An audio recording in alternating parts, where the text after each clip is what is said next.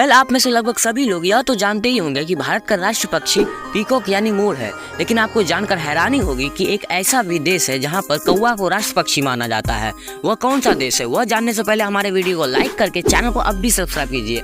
देखिए, कौवा को भूटान देश में राष्ट्र पक्षी माना जाता है। आप में से लगभग सभी लोग यह तो जानते ही होंगे कि भारत का राष्ट्र पक्षी पीकॉक यानी मोर है। लेकिन आपको जानकर हैरानी होगी कि एक ऐसा भी देश है जहां पर कौवा को राष्ट्र पक्षी माना जाता है।